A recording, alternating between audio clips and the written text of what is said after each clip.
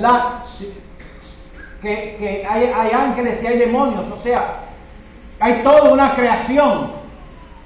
Parte de ella se reveló y por eso es la lucha terrible que nosotros tenemos. Y el que está capitaneando todo ese siniestro, esas siniestras tinieblas, es Satanás. Y muchas veces nosotros, cuando comenzamos a hacer nuestros planes del uso del tiempo, como que no tomamos en consideración, y de esto hemos hablado bastante aquí, y quizás lo seguirán oyendo, porque usted va a ver desde Génesis a Apocalipsis, todo el tiempo va a ver, mientras usted va leyendo la Escritura, me va a estar hablando de ese mundo espiritual. Desde Génesis, ahí aparece el enemigo tentando a Adán y a Eva. Tú no los ves, pero están por ahí. Y nosotros tenemos que estar bien conscientes, especialmente cuando nosotros decidimos hacer una estrategia de oración, de búsqueda de Dios, que nosotros entendamos que esta es una batalla y que nosotros tenemos que estar en pie de guerra, o sea, vestidos, listos para batallar. Porque el plan del enemigo es llevarse mientras más almas pueda con él al infierno. Y la tarea nuestra, ¿cuál es? A lo contrario, como Jesucristo vino a buscar y a salvar lo que se había perdido, nosotros, nuestra tarea es ganar almas para Cristo.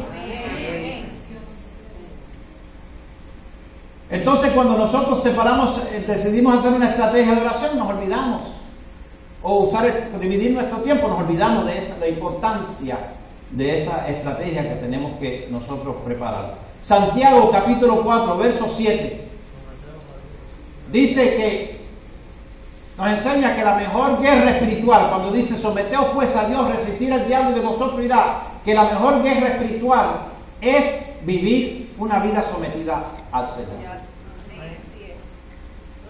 No hay una mejor guerra espiritual. Someteos pues a Dios. Y cuando tú resistes al enemigo, ¿el enemigo qué va a hacer? La va a chillar, se va. De vosotros huirá. ¿Por qué? Porque no resiste la santidad de Dios en un hombre, una mujer separado para el Señor. Por lo tanto, es la mejor guerra espiritual. No es que hagamos un mapa como tantos libros de guerra espiritual y buscando demonios bajo cada arbusto, matojo.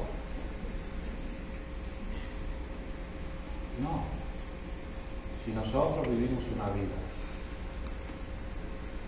separada para el Señor, lo único que tenemos que hacer es resistir al enemigo y se va. El apóstol Pablo advierte que nuestra lucha no es contra carne y sangre. Aunque muchas veces, y lo hemos visto, ¿no? El enemigo utiliza hombres y mujeres para hacer la guerra.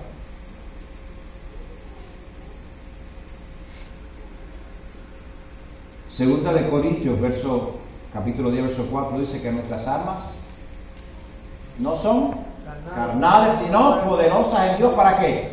Destrucción de las fortalezas. Y aunque el Señor, el apóstol, el Pedro le dice aquellas palabras cuando el Señor dijo que tenía que ir a la cruz, tenía que morir, que era necesario que él muriera, y Pedro se levanta y dice: no, Señor, que tal cosa no acontezca. Aquello sonaba muy lindo de parte de Pedro, pero sin embargo el Señor dijo: apártate de mí, Satanás, que me eres estorbo. Detrás de aquellas palabras aparentemente dulces y buenas de Pedro estaba escondido el enemigo para tratar de llegar a Jesús de alguna forma. La Biblia dice, el apóstol Pablo escribe en otro lugar, que tenemos que tener cuidado con los lobos vestidos de ovejas. Así que el enemigo usa a hombres y mujeres.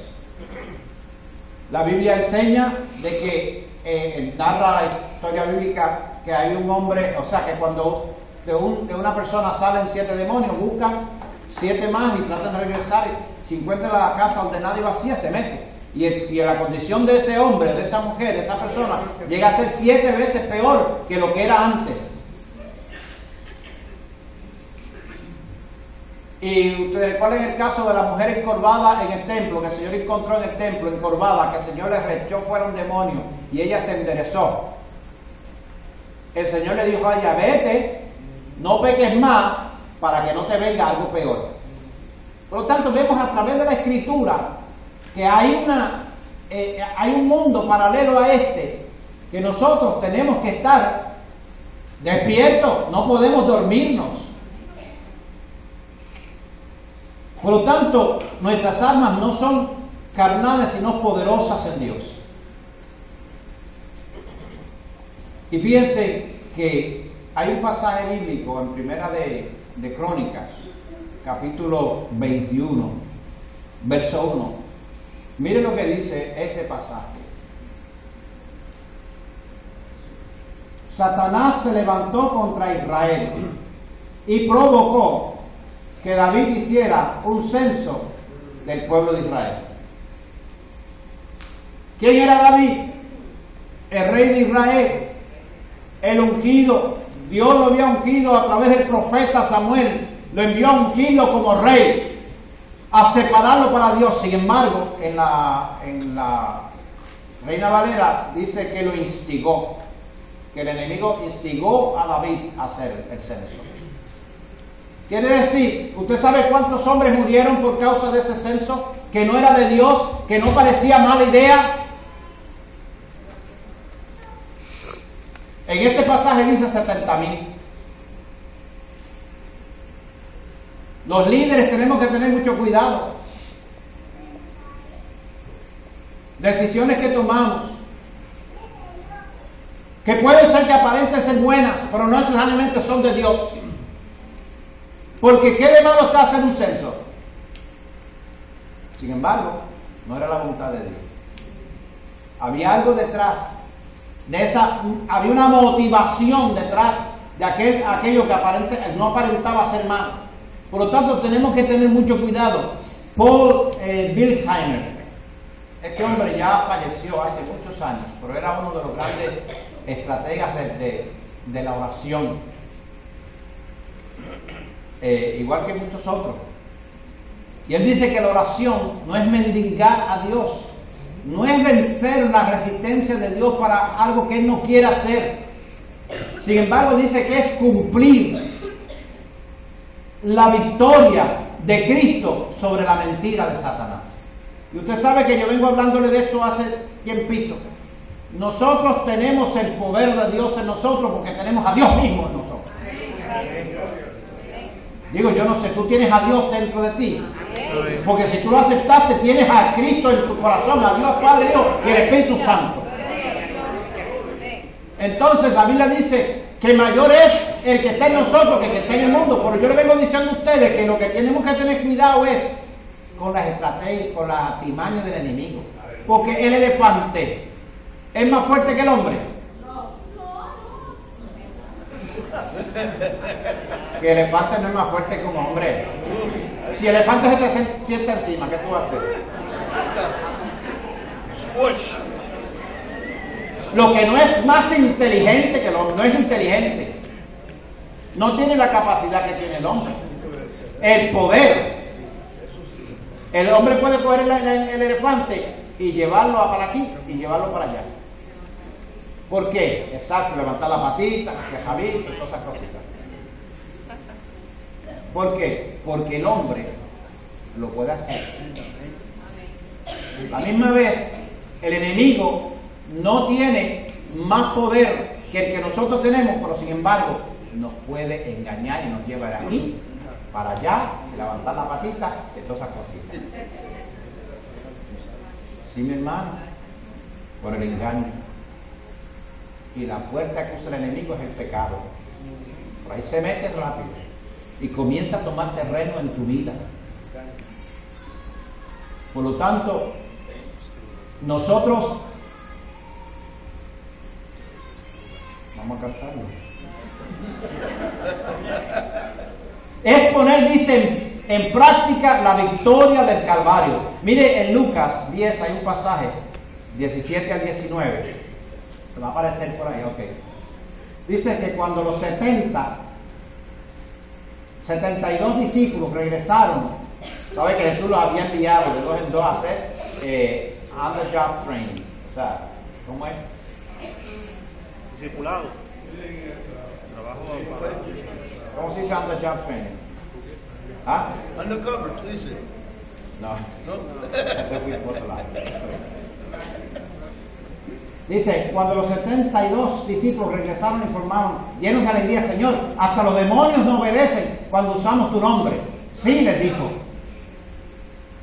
Vi a Satanás caer del cielo como un rayo. Fíjense, Él los envió y le dio autoridad.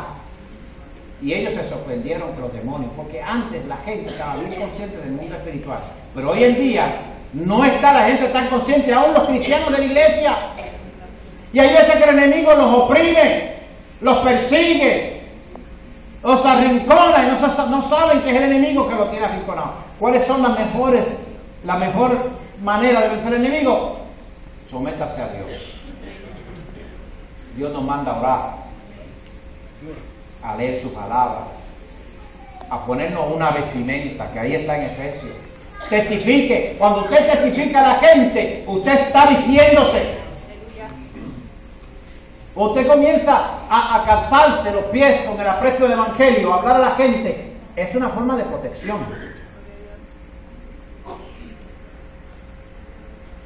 El casco de la salvación. Lea ese pasaje. Si usted no está testificando a la gente, hay una área vulnerable en su vida. Dice, orando en todo tiempo. Si no eres un hombre o una mujer de oración, hay una área donde el enemigo se está colando.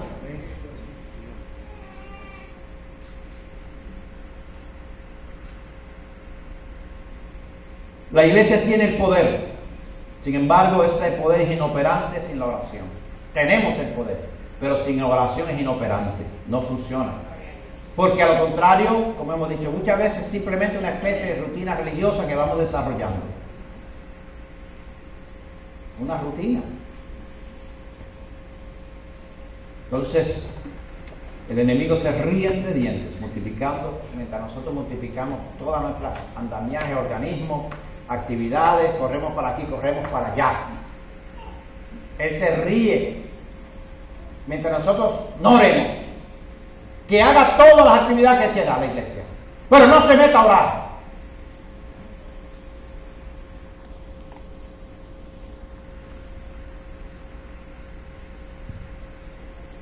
Y esto nosotros tenemos que recordarlo, insistir, porque para nosotros cosechar en lo natural, tenemos que ganar la batalla en lo espiritual. Jesús fue el modelo. Cuando no encontraban a Jesús, usted sabe que siempre lo encontraban orando en un lado.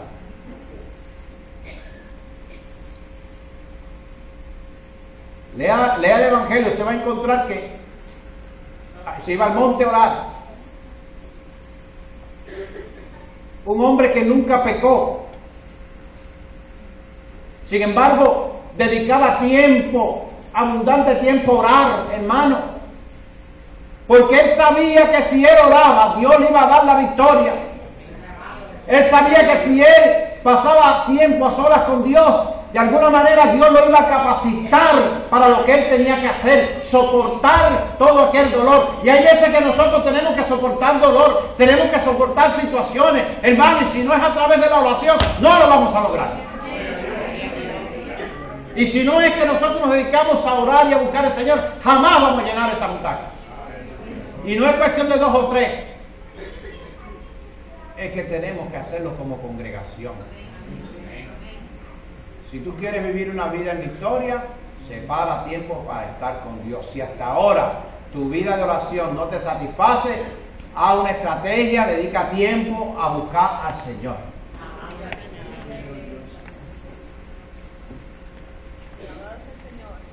Aleluya. Y mientras ore, crea que no hay nada que esté por encima de la capacidad de Dios. Nada. Ni tus hijos, ni tu situación financiera, ni de tu salud. Nada está por encima de la capacidad de Dios. ¿O hay algo por encima de la capacidad de Dios? Nada. Porque para el que cree, todas las cosas son. ¿Por qué? Porque creemos en el que lo puede hacer. Tú no lo puedes hacer, yo no puedo hacerlo, pero Él sí. Él tiene el poder para hacerlo. Por eso es que podemos. Porque Él tiene el poder. Yo no estoy contando con mi poder. Cuando tú oras, tú no cuentas con tu poder. Cuentas con el poder de Dios. Y Él dice que todo lo que pedimos a Él en su nombre creyendo, Él lo va a hacer. Así que no te desanimes por nada. El apóstol habla bien claro aquí acerca de la urgencia de lograr una tarea que Él tiene. Versos 18 y 19 de ahí mismo de ese capítulo, Efesios 6. Dice: oren en el Espíritu en todo momento y en toda ocasión. Manténganse en alerta, sean persistentes en sus oraciones por todos los creyentes en todas partes. Oren también por mí. Pídanle a Dios que me dé las palabras adecuadas. Mire cómo dependía Pablo de Dios. La oración. Él decía: yo necesito exponer esta palabra como debo exponerla, pero pídanle a Dios para que eso se dé. Entonces, cuando ustedes están en sus oraciones, pídanle al Señor: Señor, pon el mensaje en los labios del pastor que yo necesito escuchar este domingo, o del predicador que sea, o háblame a través de un cántico de adoración, pero háblame, Señor, de alguna manera, porque Dios oye y responde a un corazón que se rinde a Él. Pablo sabía claramente que la oración es la aplicación. Fíjense, es como el ungüento, ¿no? Un ungüento lo pone. La oración es como la aplicación que nosotros damos a una situación. Hay una situación, hay una infección, ¿y qué hacemos? Antibiótico. Ese es el antídoto para eso. Pero en las cosas de Dios, en lo espiritual, nosotros aplicamos. Claro, es bien importante que no podemos perder de vista la importancia de la palabra de Dios. Porque ustedes saben, no quiero, porque hay quienes le dan mucha énfasis a la oración y no a la palabra. Y de hecho, el que sabe orar es porque conoce la palabra.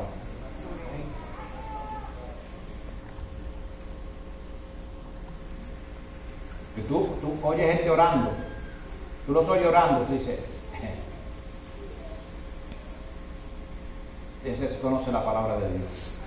Porque ¿cuál es la oración que Dios contesta? La que está alineada a su voluntad, y su voluntad está aquí en su palabra. El que lee la palabra, cuando se estudia la palabra, cuando tú lo oyes orando, ora conforme a la voluntad de Dios.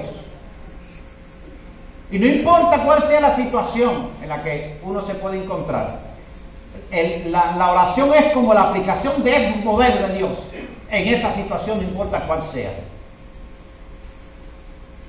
Por lo tanto, nuestras almas son poderosas en Dios.